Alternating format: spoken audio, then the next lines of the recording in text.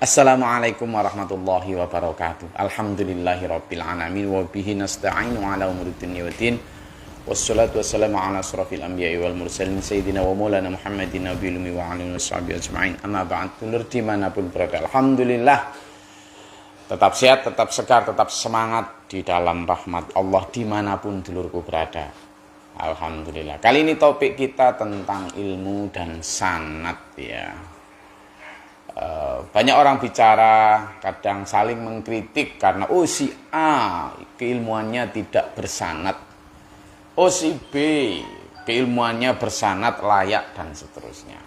Saya tidak akan ikut di dalam perdebatan mana yang lebih sahih validitas keilmuannya tentang sanad dan tidak sanad, karena saya ingin memberi sampean analogi dan nanti sampean sendiri yang akan mencoba untuk menganalisis apakah itu sanad, keilmuan dan sebagainya itu memberi kita banyak pilihan untuk mengatakan itu valid atau tidak. Begini, jadi saya dalam beberapa hal ini pelatihan ya, satu di antara pelatihan itu ada satu game, jadi game kita bermain peran ya, role play. Satu di antara role play itu bicara tentang distorsi informasi. Jadi kita mungkin banyak di antara pemirsa yang juga sudah pernah melakukan permainan itu. Tapi saya ingin ajak kita untuk berpikir tenang. Jadi kita jejer nih peserta 1, 2, 3, 4 gitu kan. Kita jejer sampai 10, kadang sampai 20. Nah, peserta ini 1, 2, 3 ini disuruh menghadap ke sana semua begitu, disuruh menghadap ke sana semua. Kemudian saya atau sebagai pelatih di sana memberi tahu satu gerakan. Gerakan sederhana aja. Saya bilang, tapi tanpa suara. Ambil gini, gitu kan. Lalu gini, terus kemudian ini, lalu gitu. Ya, simple. Jadi begini, terus kemudian begini, lalu begini, cari ide ketiga, jadi 4 hal. Kemudian jadi cuma 4 gerakan nih. Saya bilang di sana orang suruh menghadap sana semua, lalu yang paling ujung sana saya suruh menghadap saya, kemudian saya suruh menirukan gerakan saya tadi. Saya suruh menirukan gerakan saya tadi. Gerakannya simple, cuma 4 gerakan. Nah, kemudian masuk begini, lalu begini, lalu Nah, setelah dia yang menghadap sana, semua peserta, sekitar 20 peserta menghadap sana, yang satu menghadap sana tadi, saya minta untuk menirukan gerakan saya yang cuma 4 gerakan, simple. Lalu saya suruh memberitahu dan memberi instruksi kepada teman yang sebelah sini untuk dijawil lalu biar menghadap dia. Jadi awalnya dia menghadap sana, kemudian dijawil menghadap sini, lalu si yang saya diberitahu awal tadi itu akan memberitahu gerakan yang saya kasih tahu. Mulailah dia memberi instruksi dengan contoh loh ya, tidak hanya dengan suara, dengan contoh, bahkan tanpa suara.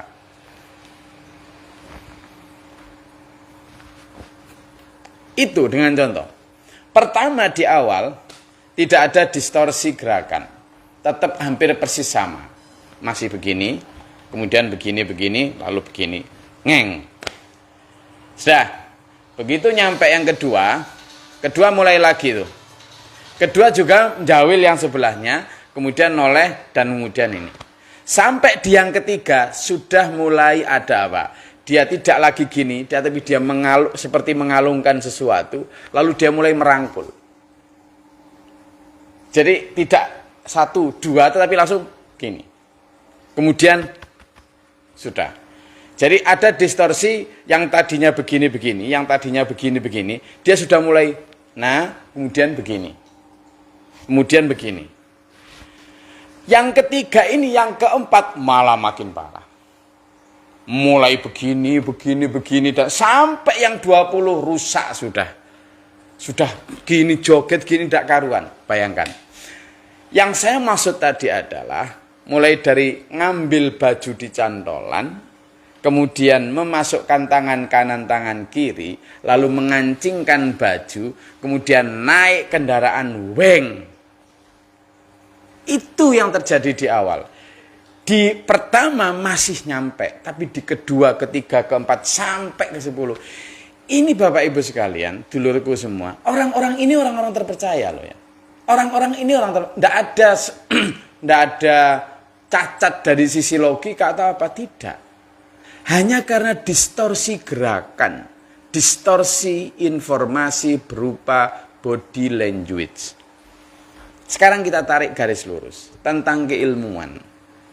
Kita Islam dari Rasulullah Muhammad Sallallahu Alaihi Wasallam mencontohkan perilaku hadis berupa fi'liyah, qauliyah, takririyah, apalagi hammiyah, berupa perbuatan, berupa ucapan, berupa persetujuan atau diamnya beliau, atau bahkan hammiyah, cita-cita yang belum terlaksana. Semua itu kemudian diterima oleh para sahabat. Sahabat ada banyak yang kemudian disepakati oleh seluruh sahabat namanya mutawatir. Tetapi ada beberapa yang mungkin yang dengar hanya sahabat tertentu, yang lain tidak dengar. Atau yang melihat sahabat tertentu, yang lain tidak melihat. Nah, pada saat sahabat generasi pertama, ini bukan tentang akhlak. Orang terpercaya, tetapi persoalan cara menyampaikan, gaya bahasa dan lain sebagainya. Sampai di generasi berikutnya, tabi'in misalnya. Ini sudah pasti akan ada entah satu dua gerakan, ucapan yang berbeda. Kita sendiri aja lihat di Rawahu Muslim, Rawahu maupun Rawahu Bukhari, kadang berbeda kalimat. Nah, sementara nanti di tabi'in, pengikutnya tabi'in generasi keempat, sudah pasti ada distorsi lagi. Apalagi generasi ke-10, generasi ke-11, generasi ke-12, sampai kita. Apa yang menjamin bahwa sanad keilmuan kita itu benar-benar terjamin? Nah, monggo silakan pasti kita akan memiliki metodologi istimbat atau isbat hukum yang benar-benar menurut kita paling bagus. Tetapi kan menurut kita. Apa yang ingin saya ajak dulur-dulur semua, kita hidup 1500 tahun setelah Rasulullah Muhammad Sallallahu Alaihi Wasallam. Sudah bukan waktunya lagi kita ini mengaku paling bagus, paling valid sanad keilmuannya daripada lain orang. Ketika kita juga sama-sama, taruhlah ini 1A, berguru kepada orang yang berbeda, tapi nanti rujukannya sama, nyambung di satu guru yang sama sampai kepada Rasulullah. Seandainya pun di guru yang sama ini loh, bukan tentang akhlak atau bukan tentang thiqah atau kalau tentang thiqahnya, hafalannya kuat, tidak mungkin melenceng, bisa jadi. Tetapi bagaimana tentang distorsi tadi? Ini bukan tentang akhlak loh, tetapi tentang pengambilan penyerapan informasi yang itu sudah normal sekali akan terjadi distorsi. Sehingga apa dulur? Di zaman kekinian, ayo kita tidak hanya, maaf kata, mempercayakan diri pada hal yang sifatnya lafaz. Kenapa? Karena tadi misalnya, saya akan bilang, metode ini bisa dipakai juga dengan tidak gerakan, tapi dengan cara ucapan. Misalnya, kita kasih aja tulisan, saya ingin menyeberangi rel yang berjumlah 12 di pintu 13 misalnya. Untuk memasuki lantai 14. Berapa kalimat itu? Suruh baca orang yang pertama, tanpa baca dia suruh menghafal, lalu menyampaikan kedua, ketiga, keempat. Saya yakin di yang ke-20 pasti beda dan bahkan mungkin jauh berbeda. Itu padahal orang yang 20 saya jejer tadi itu dalam satu waktu loh. Apalagi ini dalam 1000 kurun waktu 15 abad. Quran terjamin dulu keasliannya. Memang banyak penghafal hadis, penghafal ini, tetapi kita harus membuka kemungkinan bahwa kita salah. Orang lain yang benar. Itu maksud saya. Untuk apa? Untuk agar kita ini tidak terlalu ngotot dengan kehebatan kebenaran milik kita sendiri. Bahkan bisa jadi kebenaran itu milik orang-orang yang bahkan kita anggap tidak berilmu. Maaf ya. Maaf ini. Kenapa? Bukankah sudah sering? Misalnya aja, contoh Nabi Musa. Contoh Nabi Musa. Ini dulu. Ini sebenarnya contoh yang sering kita sudah dengar, tetapi sering tidak kita ambil sebagai satu pelajaran. Contoh Nabi Musa. Nabi Musa itu kurang apa tinggi derajatnya? Ya toh? Kalamullah. Derajatnya kurang apa? Nabi Musa adalah satu di antara para nabi yang diizinkan Allah untuk bahkan Allah sendiri yang berfirman, inilah aku, kata Allah. Berarti kan derajat tinggi sekali itu. Beliau juga masuk kelompok elit para nabi, yakni ulul azmi. Kurang apa? Mukjizatnya luar biasa banyak. Ya toh? Iya. Tetapi apa coba? Suatu saat dalam salah satu cerita Nabi Musa menyatakan bahwa aku ini orang yang sangat berilmu. Lalu kata Allah, ada orang yang berilmu lebih dari kamu. Oh iya ya Allah. Akhirnya diperintahkanlah itu untuk mencari seorang hamba itu. Berkelanalah dengan 1-2 orang santri Rasul Musa. Nah, ketika perjalanan itu sampailah bertemu dengan apa? Abdan min ibadina. Seorang hamba dari hamba-hambaku yang min ladunna ilma, yang kami berikan ilmu kepadanya. Siapa? Orang menyebut Khidir. Meskipun di surat Kahfi itu tidak ada sebutan Khidir sama sekali nama. Tetapi fenomena Khidir dan Musa, satu diorama yang terjadi di situ, itu memberi pelajaran kita. Coba lihat. Nabi atau Rasul Musa alaihissalatu wassalam, kelompok elit para nabi di antara 124.000 nabi rasul, itu hanya ada 313 yang menjadi messenger atau rasul benar. Kemudian di antara 313 hanya 25 nabi yang wajib kita ketahui. Dari 25 ini diperas lagi ada 5 nabi utama atau rasul utama, yakni Nabi Nuh, Nabi Ibrahim, Nabi Musa, Nabi Isa, dan Nabi Muhammad SAW. Berarti Nabi Musa luar biasa. Toh demikian diperintah Allah untuk menemui seseorang yang bahkan tidak termasuk 313 itu. Apalagi 25, apalagi 5. Enggak. Tapi diperintah. Ketemulah seorang Khidir. Apa beliau Nabi Musa? Saya ingin belajar dari kamu. Saya ingin belajar dari kamu. Yang bahkan mungkin dalam tanda kutip kalau mungkin sekarang itu tidak punya sanad keilmuan, bisa jadi. Sementara Rasul Musa adalah Rasul yang luar biasa dan belajar dari sana. Bayangkan, satu di antara yang kita petik pelajarannya adalah belajar tentang ilmu yang ternyata Allah memberi ilmu kepada Nabi Khidir yang tidak diberikan kepada Rasul Musa. Padahal Rasul Musa adalah Rasul yang saat itu menjadi pemimpin umat di muka bumi saat itu, untuk periode itu. Toh disuruh belajar, dan Rasul Musa mau belajar, tidak gengsi. Kurang apa sanad keilmuan Rasul Musa? Belajar tentang nobody, kepada tidak siapa-siapa. Siapa yang kenal Nabi Khidir? Lah kita sekarang manggil Nabi itu, ya kan? Saat itu, yes nobody, bukan siapa-siapa. Malah konon dalam salah satu cerita, Khidir itu cueknya setengah mati. Jadi modelnya, gayanya itu cuek banget tuh. Nabi Musa aktif, masih belajar. Setelah itu sampai 3 peristiwa, mulai dari melubangi perahu nggak ngapa-ngapain dilubangin. Loh sekarang coba, perahu nggak ngapa-ngapain dilubangin. Nabi Musa yang punya syariat nggak boleh merusak properti orang lain, tentu bertanya, loh gimana itu properti orang, tidak salah, tidak dosa kok kamu lubangin itu loh. Nah, gagal tau kamu satu katanya. Loh kamu tanya, udah tak bilang jangan tanya sebelum tak kasih tahu. Gitu Khidir, Pak. Bayangkan, kalau ego keilmuannya Nabi Musa kira-kira kalau saya dan sampean ya apa? Gitu kan. Tapi tidak Nabi Musa, maafkan aku. Aku tidak sabar tadi. Sampai begitu. Akhirnya lagi, kemudian membunuh anak kecil. Lu anak kecil tidak ngapa-ngapain dibunuh. Ya secara syariatnya Nabi Musa kan jangan membunuh orang, dibunuh. Nggak diterangkan saat itu kenapa membunuh. Lu kenapa kamu membunuh nafsan zakiyan? Orang yang suci nggak ngapa-ngapain. Dong, kamu kan udah tak bilang kamu nggak akan sabar. Lantas tabi'amanya sobro. Kamu nggak akan sabar sama aku. Katanya. Oh ya sudah. Nanti kalau aku bertanya sekali lagi, maka aku jangan latu sahib nih. Kamu udah nggak usah mengancani aku lagi dah. Saya gagal. Jalan lagi. Oh, ceritanya begitu jalan, ternyata nggak punya sangu lah, habis lah.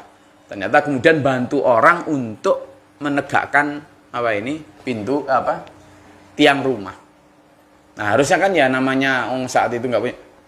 Kenapa seandainya tadi minta upah lah gitulah enak. Nah kamu udah bilang jangan bantah, jangan. Coba bayangkan. Nabi Musa itu posisinya lebih tinggi, lebih alim. Lebih segalanya lah. Tapi dibegitukan. Dan Nabi Musa dianggap oleh Nabi Khidir tidak berhasil untuk sabar sampai 3 tingkatan tadi. Akhirnya lah baru diterangkan. Tadi aku melubangi perahu itu kenapa? Karena Allah memberitahu aku bahwa itu nanti akan ada raja yang akan merampas perahu-perahunya orang miskin. Kenapa anak kecil itu tak bunuh? Karena nanti kalau besar dia akan durhaka sama orang tuanya, kafir dan membawa kafir orang tuanya. Lah siapa yang tahu kayak gitu? Kan Allah tok saja. Lalu kemudian juga yang ketiga, kenapa aku menaik? Karena di situ ada harta anak yatim yang nanti besar dan seterusnya. Apa yang bisa kita petik dulu? Nabi Musa yang sudah alim, bukan hanya alim segalanya, itu loh mau belajar terhadap orang yang nobody, bukan siapa-siapa.